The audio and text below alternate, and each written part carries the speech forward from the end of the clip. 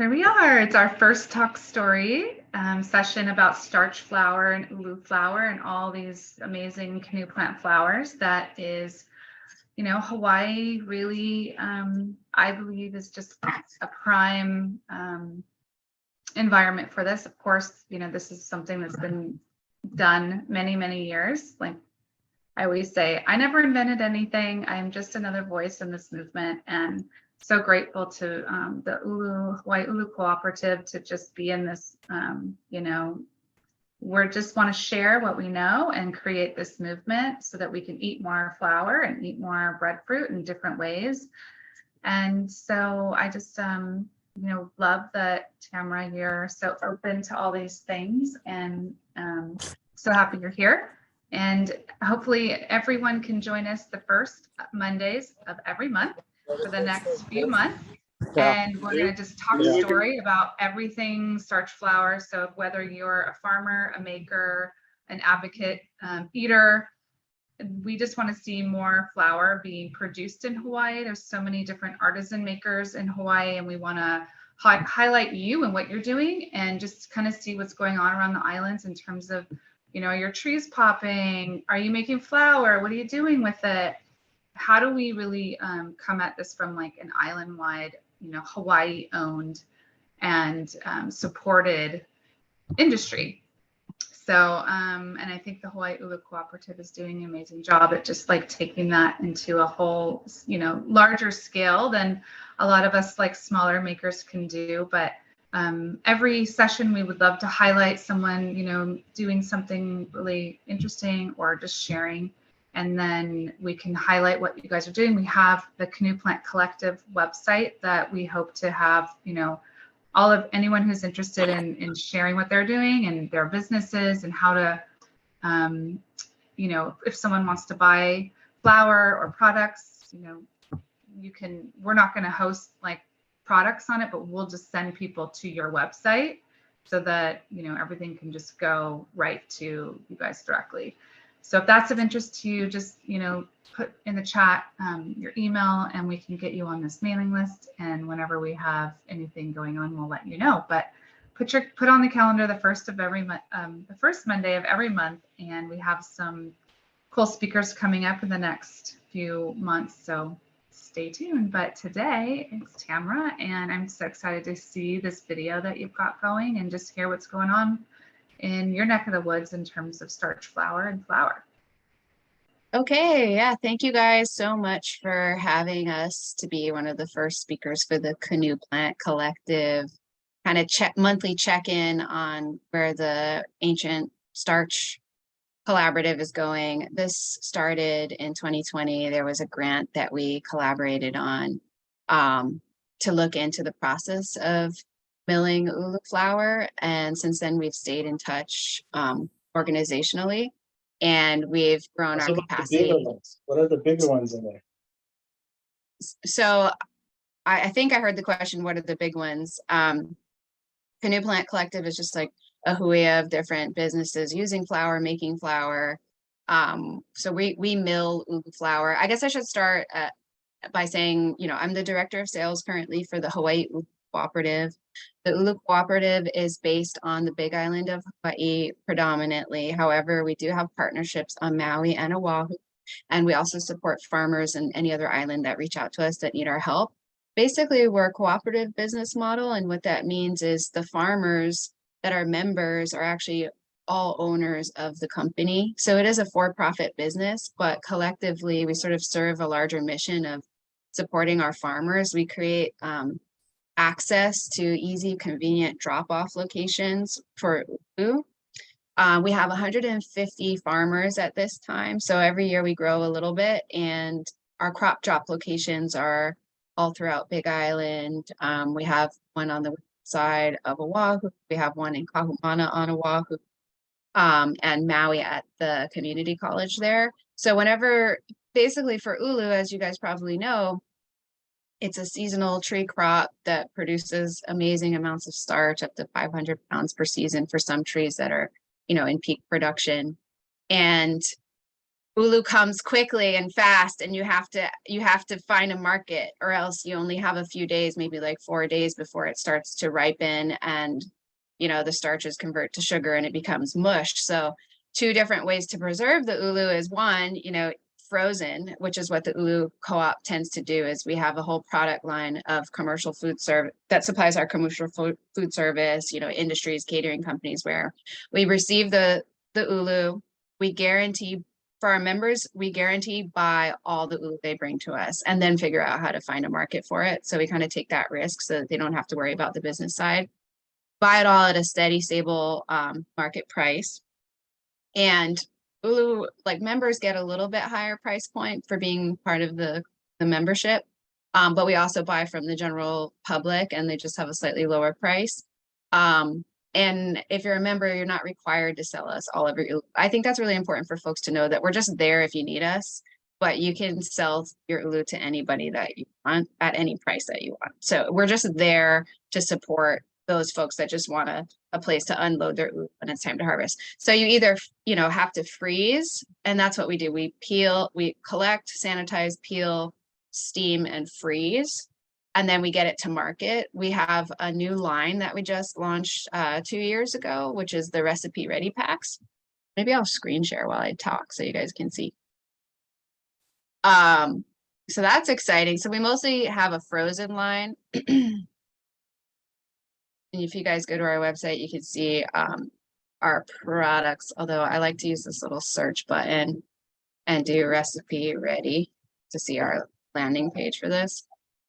So since we last spoke, we launched this line, and it got into Whole Foods, it's at KTA on the Big Island. It's just coming up.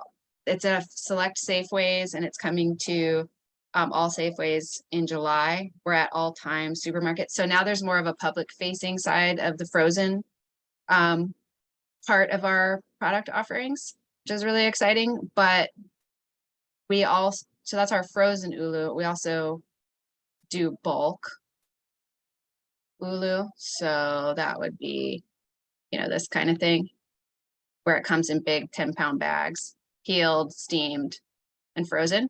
So that's our main product line. But after we did the collaboration with Voyaging Foods, and we did the grant to learn how to make flour, an alternative to preserving the ulu is also drying and milling it into flour.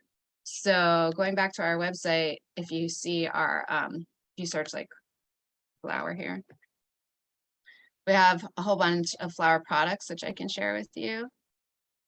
And we also produced this guide on how our flour is made and what we learned, and how to approach it in recipes, usage tips, flavor profiles. So that was a really good learning experience in 2020.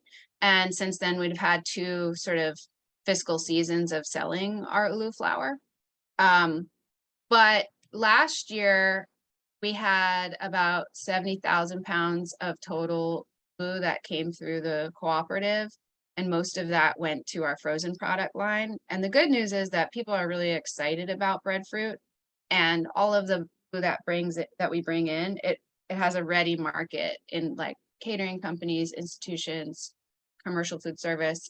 We only parceled out because there's such high demand for breadfruit. So like the cooperative has done a great job, and just the market in general and awareness for local staple starches has grown so much in Hawaii, that like all of the frozen line sells out. So it was really hard for us last year. It's hard for us in general to take a product line where you have people waiting and chomping at the bit to get the frozen, and then kind of start a new product line in the ulu flours. So last year we only milled about 1,000 pounds total.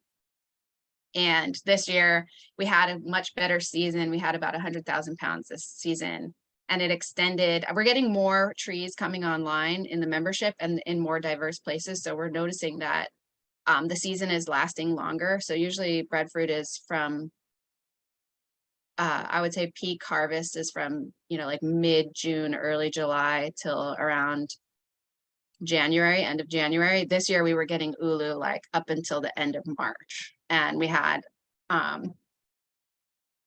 you know, like 30,000 pounds more to work with this year. So it's a much better season. So we, you know, ended up milling 3,000 pounds. We sectioned off about 3,000 pounds of flour locally for our milling and supply. So how it works is like during peak season, our team is sort of, we have a processing facility in Kona at the Honolo marshaling yard, and that's where we do all of our steamed and frozen product.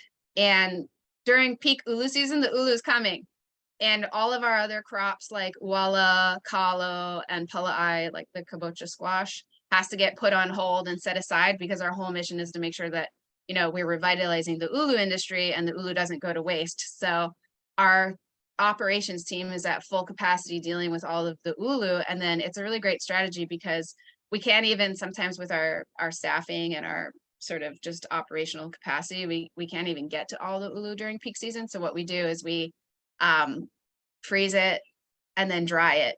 And then we have this surplus at the end of the season when we're done processing frozen. And then when it's off season, we're milling flour. So we're keeping our team going. So that's kind of how it looks operationally. And now we also have a facility. So we have one in the Kona side and one in the Hilo side at the,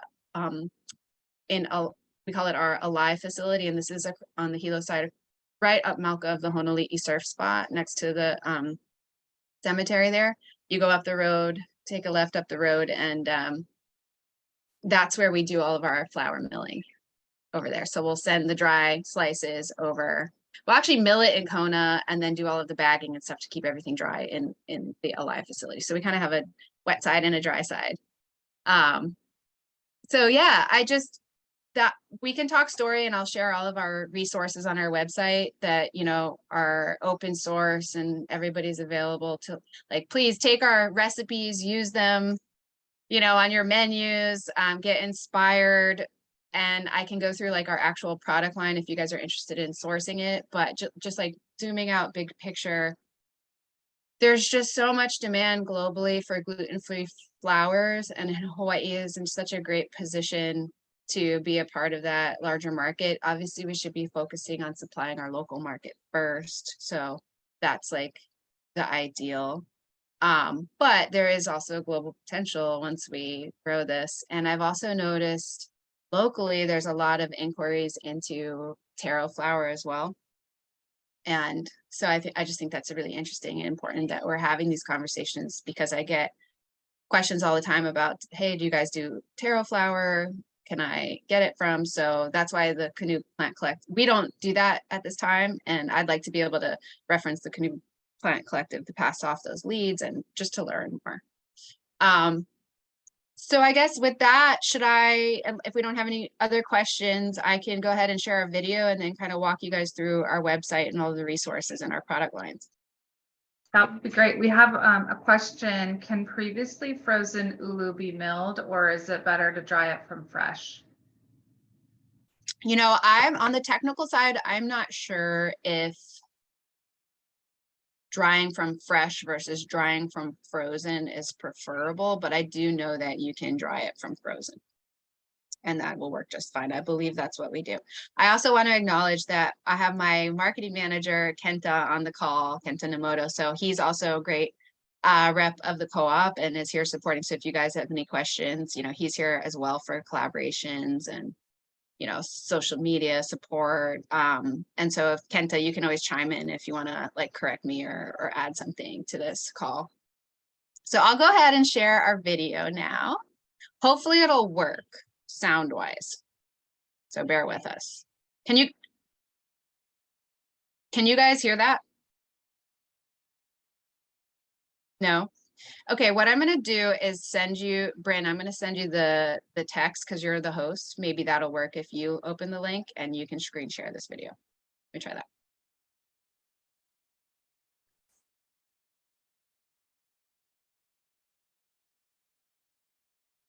Okay, so if you want to go ahead and screen share, Bryn, and I'll put it in the chat, and then I'll also put it in the chat for everyone in case you want to watch this later. And I'm hoping that will work because it's a great little video. You want to go ahead and try it, Bryn? Yeah, let me see if I can, it's not clicking for me for some reason. Maybe screen share Okay, yeah, it is now. first. Okay, let's see, screen share. Here we go. Share. We might have to watch a Yes. commercial first. Get bad. Yeah, There so you if you unmute it, yeah, there you go.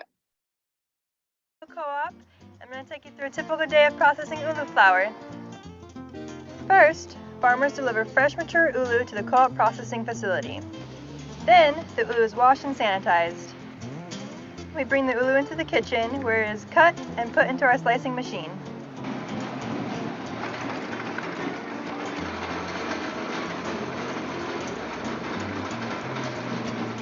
The ulu is then placed in a dehydrator for about 6 to 8 hours.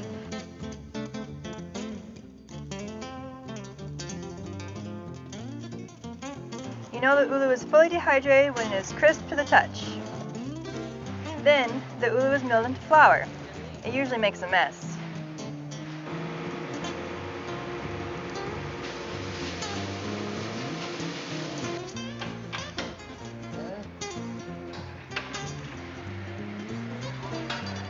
We then package the flour into 1 pound and 5 pound bags and store it into a dry space until it is ready to be sold. 500 pounds of ulu makes about 490 pounds of flour. From start to finish, the whole process takes 14 to 16 hours, and that's without cleanup. Ulu flour is now available for purchase through the Ulu Co-op's website and at retail stores across Hawaii. Hawaii Ulu Co-op, farmer owned, Aina grown. Awesome. Thanks, Bryn. That's awesome. Love that. It's so great because before when we started this, it was, you know, a lot of the numbers we weren't sure about. So that was kind of the first time I heard about 500 pounds. What was that? 500 pounds takes 12 to 14 hours. Oh yeah. And then we were just Kenta, Donna, and I were just texting prior to this event, trying to get clarity on, oh, my phone just died. How convenient. But basically Kenta was saying like, can that be right? 500 pounds to 490. And Donna was saying it's actually about a 30% yield from fresh. So that Leilani may be referring to from slices to milled. You know, so we're learning every year. So Kenta's commenting 500 pounds of dried ulu. Okay, so we maybe lose a little bit in the sifting. After the sifting. Okay. Yeah, so that doesn't really address, yeah, so dried ulu to dry ulu basically. But yeah, and so the yield is actually 30% because you're losing the water weight, you know, from fresh to dried. Which is, I'm wondering with the frozen, yeah, because we haven't, if you can freeze it and then dry it, that's great, but it just has so much more water that you have to remove. And you know what? I'm not an expert on because from the video, you could see that we go straight from fresh to slices to drying. And then I believe what we do is we then freeze the slices if we don't have time to get to it. And that's where we transfer the frozen slices over to a lye and then finish the process. So I know we do freeze it like in the meantime until we can get to it. And I'm not sure what's better, you know, and how that affects the process, but it kind of stops the aging of of course, when you're drying, any water from the frozen, you know, is going to get, you know, dissipate in the drying process. So, but yeah, I thought that video was really helpful. And if you want, I can share screen again and kind of go through some more of our stuff that we have to share. Let's see. One thing Leilani mentioned that our flowers are now available at various retail stores. Yeah, and we now just got picked up this week. It's going to launch at all the KTA stores on the Big Island. So they're the first local chain. Actually, Island Naturals has been carrying our ulu flower from the beginning, since last year when we launched our first ulu flower line. And now KTA has picked it up, and I'm now talking to Don Quixote. So very exciting that it's getting out there. And last year, Bryn knows this well, we made a strategic decision to, we have this Ulu flower line here. And we made a strategic decision to take all of our Hawaii grown flour, since it was only 1,000 pounds total for the season, and bag it into retail bags with a few exceptions. But basically in our Ulu flower line, we offer, show the latest product catalog. We offer a bulk option and we offer a retail option. And so last year we noticed there was a lot of demand for Ulu flour, bulk Ulu flour for various restaurants and bakeries. But we barely had any Ulu flour. So, you know, as the director of sales at the time, I wanted to say yes to these chefs, but we just didn't have the bulk supply, because if I were to sell it in, you know, like 25, 50-pound bags at a time, you know, you don't want to start a menu item off in something new and then run out in a matter of 2 weeks when they're trying to reorder, and then they're frustrated that the industry doesn't have what's needed. So we made a strategic decision to work with some farmers in Samoa, farmer organizations in Samoa, so that we could continue filling the demand, and not kind of lose the momentum, because we really wanted chefs to start working with adopting and getting comfortable with Ulu flour.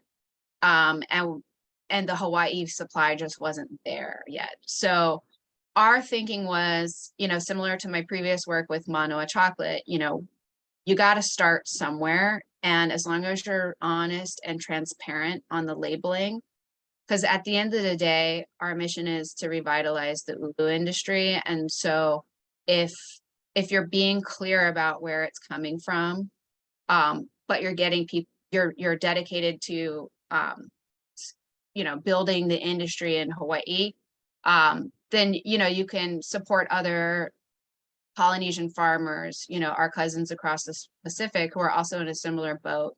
And we figured it's the next best thing. And these growers in Samoa are also like farmers in Hawaii looking for markets. And my thinking was that we just price them equally so that one doesn't undercut the other, and therefore you have more people using Ulu flour, and you're kind of priming and getting the market ready for when, you know, in 5 years we have, you know, upwards of 1 million pounds annually, and so much Ulu that we don't want to be in a position where people don't know what to do with it, you know. So we're kind of getting the market ready for a lot more Ulu demand in Hawaii. And so any demand that is there already that we can't supply, we're supporting our partnerships in Samoa. So we're working with an organization, and you can't see it in this particular frame, but if you go to our products here, you know, we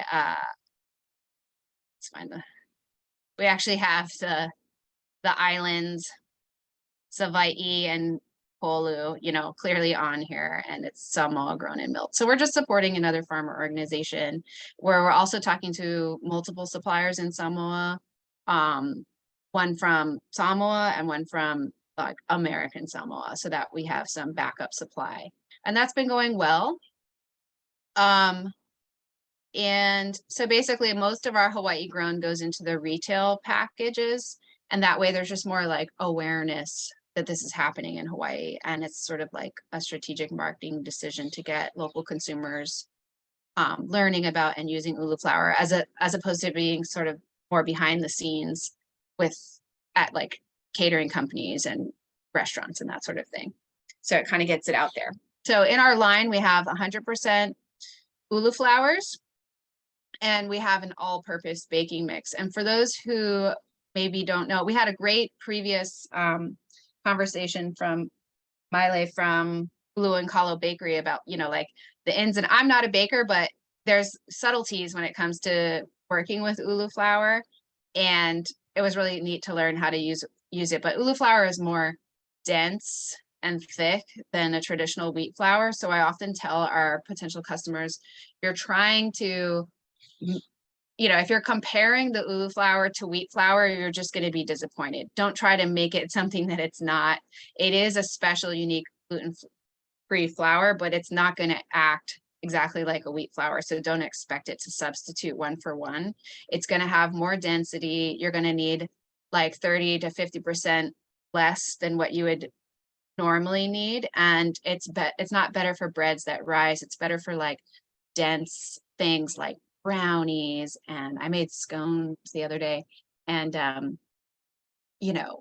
carrot cakes and banana breads and that sort of thing.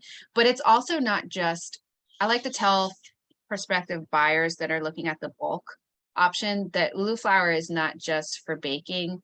It's also very much like a food in a sense, because you can add it to curries and stews as a thickener, soups. You can add it to gravies. And I often like to, whisk some eggs, dice some onions, caramelize them on the pan, like mix it with cheese, throw it in a bowl with ulu flour and make patties with it, just as you might do patties with like a frozen or a fresh ulu. So that's an option as well. And of course, breading for chicken, like fried chicken and things like that. So that's the 100% ulu flour. We also have a all-purpose baking mix, which is currently it's a blend of cornstarch, rice flour, potato starch. It has some dry milk, tapioca starch. So this is our 1-to-1. So we're basically like competing with, people are very aware of Bob's Red Mill brand, and they see that.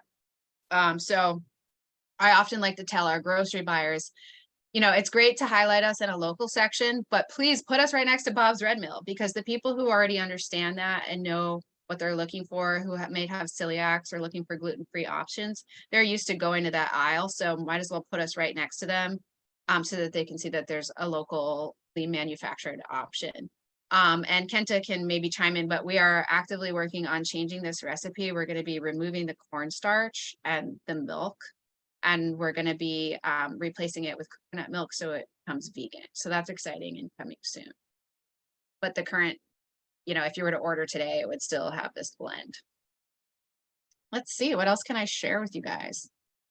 I love the framing that Kenta came up with, which was our Pacific flour pack. So that's essentially what it is. You can see here. We recently just put it on sale.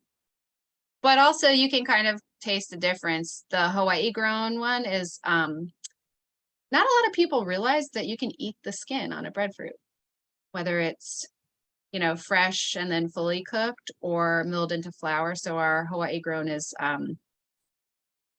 skin on and maybe a little bit more nutritious, and then the Samoa grown is actually peeled. So it's just kind of interesting. So I guess, I just want you guys to know you can check out eatbreadfruit.com. This is our sort of information, customer facing side of things. If you type in ulu flour or check out you can actually go to recipes. I believe we have, a section just here for both our AP mix and our flour recipe. So you can follow the tree and just see all of our flour recipes in one place and go to town. The other resources we have are, again, just type in flour and you can find our user's guide here. You can, of course, order it online. We also have this production chart, which kind of shows the breakdown. This is cool for, I don't know, educational purposes, if you're teaching kids in schools or if you're working with like a cafeteria manager that's not familiar with ulu flour. It's just kind of neat to understand the supply chain. And that was before our video was produced. And I believe that's kind of all of the information. Maybe we should just open it up to discussion. Yeah, that was awesome. Thank you for that. I love Sure. the video. Thanks. I haven't seen it being made yet at your facility, so it's cool to see, the process. Yes, I worked there for a year until, and I'm based on Oahu, and I go to Kona periodically to check in customers and to check in with the team. But I happened to be there one day when they were slicing the fresh ulu, and it was really exciting to see the flower production. So it's neat that we were able to capture it. Everybody loves to see how things are manufactured. Last time I was there, you guys had that like apple core to core the outside, it's like. Yeah. And I love our ulu peeler. Yeah, that's what I mean. It's like the peeler. You put the ulu, so it's on our Instagram if you like go way back, but you put the breadfruit on this little stand and it spins, and then the razor slices it in a circle. That's kind of mesmerizing. Like an apple core, but it was cool to see the breadfruit. Yeah. Yeah, I love that. So Kenta, did I miss anything that you want to mention about our flower line? I wonder if he's still there. He's there. Oh, yeah, he says the Samoa flower is made with ma'afala. And Hawaii flower is going to be a mix of everything. And yeah, we're currently, thanks Kenta, we're currently in the reformulation of the AP mix. So it's in the testing phase. So we've given it to a few different chefs. All right. Well, thank you guys. I'm happy to answer any questions about the cooperative or our flower line, if you have any. I know. Or if you just want to chat. Yeah, I know next there's a woman on the Big Island who makes sourdough bread with ulu flour, and she has a combination. So she's going to come and talk, I think, in July, because so we have her coming to hopefully give us some like her little secrets on how to make sourdough bread, because I've made some wild yeast starter with ulu, and then use the flour as part of like, the feeding portion, which turned out really cool, actually. So there's just so many cool things you can even do with just the fruit and making the wild yeast part of that. So, but making the sourdough bread with ulu flour and some other ones, because you've got to have more of that protein. But I have a specific question on the protein, because I see different, protein nutritional. Do we know what a typical? Here you can see the research that came out. So 3 grams for 1/4 cup. I don't know how that compares necessarily to, regular wheat flour. But yeah, here's some of our facts. Dietary fiber of breadfruit flour is 3 times higher. So this is going to be a more nutritious flour than a traditional wheat flour. And I think on this guide as well, we have, let's see. It has a lower glycemic index. 3 grams of protein per flour. That's pretty good. Calcium, potassium, and iron. Oh, I'm just gonna chime in real quick. Yeah, please. We just had a nutritionist intern with us for the last 3 months, so we'll be releasing a lot of nutritional data about all the crops that we're selling. So please stay tuned for that. Yeah, if you guys don't already follow us on social media at Hawaii Ulu Co-op, and we'll keep you up to date as we publish more research. And actually, this reminds me, Bryn, I had a question about shelf life for the ulu flour. We both have 1-year shelf life. Did you guys test it? How did that testing go?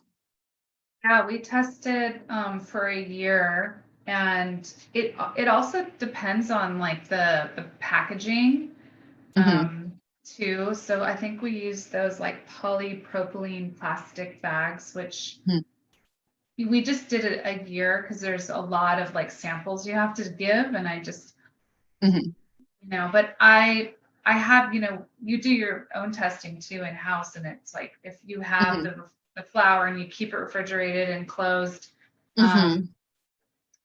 it lasts a long, long, long, long time, especially if the water activity is really, really Yeah. low. Then, I mean, I'm not a food scientist, but I've had taro flour that I made 18 years ago, and it's still fine because I keep it, totally airtight and then in a refrigerator. So Yeah, this is our that's guidance 18. right That's now 18 is years. yeah. We said, 1 year.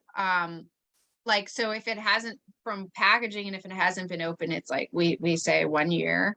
And then for the consumers, if you open it, especially in Hawaii where it's humid, depending on how you're storing it, to store at room temperature for 3 months and then chilled for up to 6 months and then frozen 2 years. It's our current guidance on it. But I was just curious about, yeah. Yeah, and it's funny because a lot of customers assume actually that you have to freeze it, which you don't have to. So Not in a heat environment that can, and like the other thing too, in flour, if you keep it in a canister, I always I have a scooper that I just keep in there. And I always use a glove or something because I don't want my hands, because you can see like if there's any bacteria on your hand and you are using that same scooper and then the handle goes in the flour, there can be some kind of, contamination. So it's like really important on keeping that, contamination free and no moisture at all. So that all comes into play too with your shelf life. So if you guys want to support the local industry, check out Namikaze. They're doing a great dish in Honolulu. Trying to think who else is on Pacifico Maui is using some of our products in Lahaina. It hasn't, Mama's Fish House on Maui is using it. So it's gaining a lot more traction. And I'm really excited. I have a quick question for you guys. Can you hear me? Yeah. Yep. Yeah. Just about the whole fruit that you're getting from Samoa, it's coming in peeled and you're just working directly with the farmers there and then milling it on Big Island? No, it's fully manufactured in Samoa.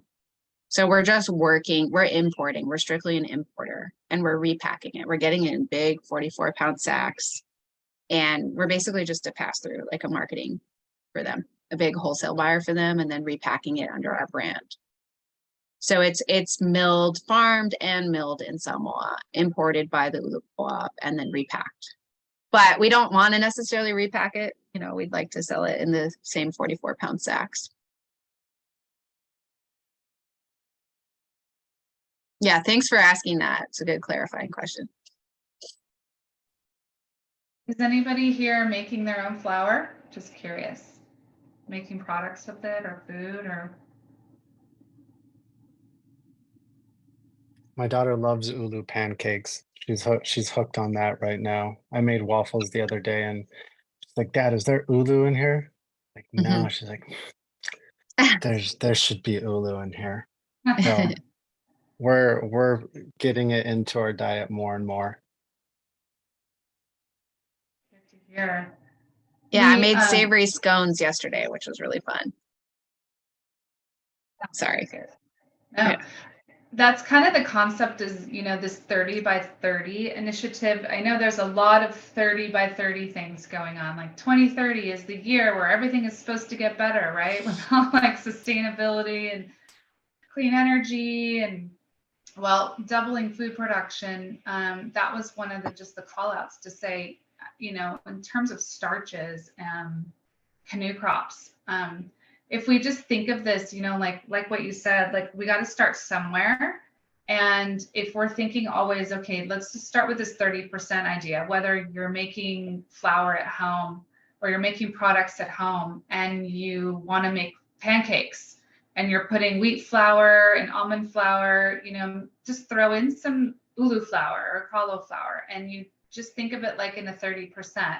because 1-to-1, it's just a very nutrient dense flour. So there's a lot of other, moisture, eggs, milk, things like that need to come into play. But just as an easy thought, it's just, okay, 30%. And so that's where this like 30 by 30 idea comes from, whether it's, hey, just, replace 30% of all of your other flours or starch crops and, use taro, sweet potato, breadfruit, pea, and that's a place to start. And then it gets bigger too. Like, hey, what if we thought about like 30 restaurants or 30, whatever it is? Just the 30 keeps coming into mind, but it sounds like you guys have already had 30. So that's already like completed.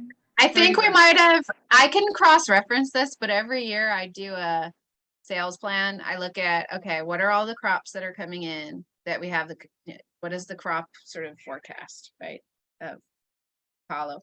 What can we turn that into? How much is going to be frozen? How much is going to be retail or bulk? And how much is going to be, flour? And I can double check this, but I'm pretty sure 30% of like our sales plan was flours.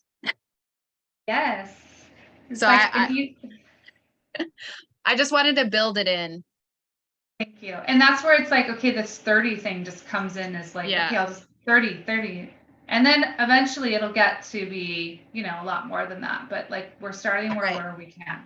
Like, for example, we could have decided not to make any flour just because but you and I have been in conversation about this. So, and we want to just keep chipping away.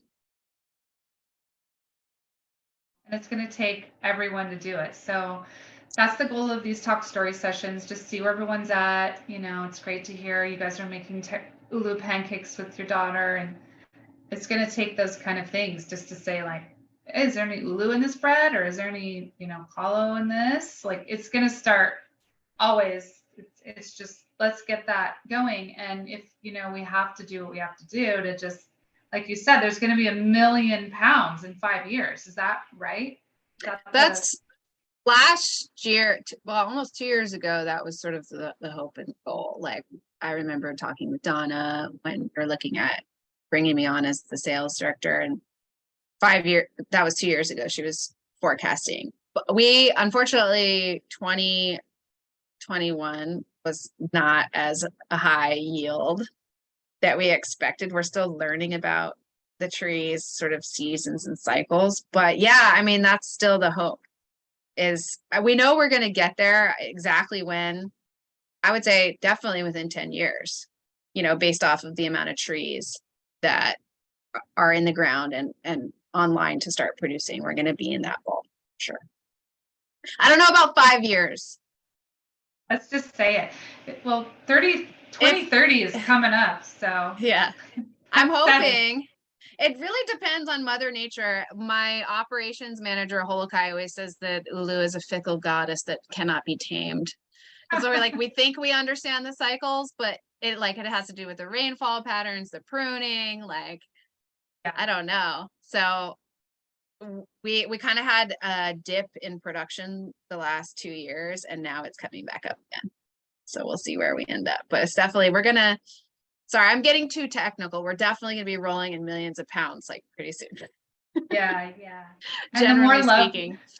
The more love we give the trees and visit and just hang out in the trees and just say, this is amazing, just to be underneath the leaves and hang out. That's all they want too, right? And then it all cycles around. So yeah. And do you know of any? So I'm going to look at the Canoe Plant Collective, but there's been a real big focus with the Hawaii Executive Collaborative on taro flour.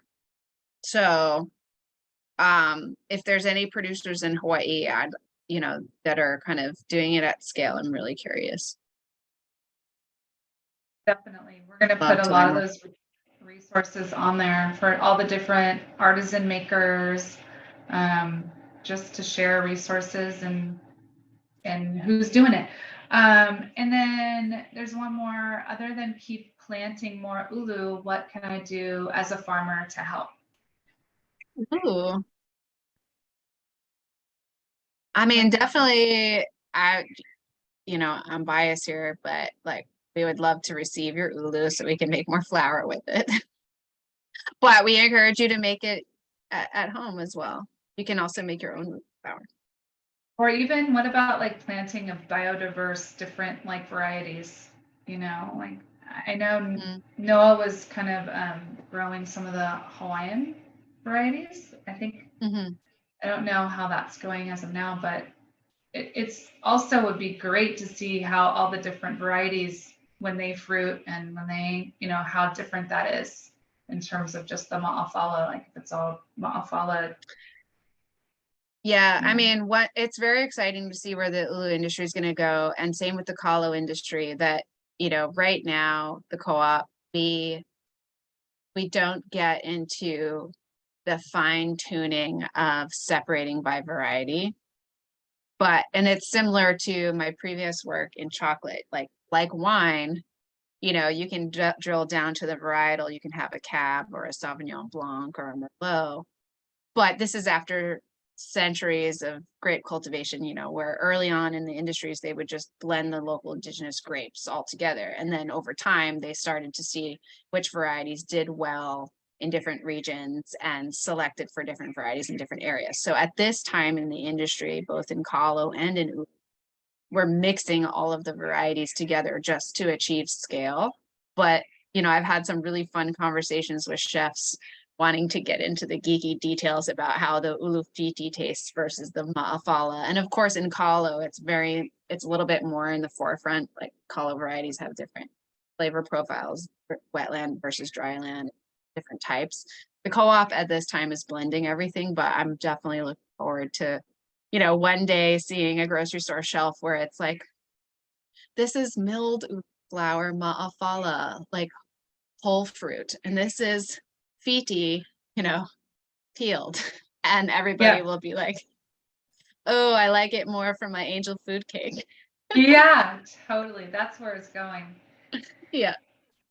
Yeah. Well, thank you everybody for coming, and we're going to do this every month until, who knows, maybe, I think we have until August that we're planning. So if you want to come on or someone that's doing something with these starch flours, it's all like a talk story. Everyone's meant to share. So next month, if there's somebody that of, please pass them through, whether connect with us on Instagram. And really excited that, thank you guys to the ULA Cooperative on all the work that you've been doing to spread the news and spread the wealth. So all we can do is keep on eating. I'm going to put my email in the chat for everybody if you have any questions. Pretty simple. Tamara@eatbreadfruit.com. And I just want to thank you, Bryn, so much for hosting this and for the invitation. Everyone, we all have to, many hands make light work. Yeah, that's the only way this is going to go. So thank you so much. And we'll have a recording and we'll figure out how to send it out at another time, but probably through the ULA Co-op's newsletter and through our Canoe Plant Collective as well. So thank you all, and we'll see you next month. Mahalo. Bye, guys. Thank you, Bryn. Talk soon.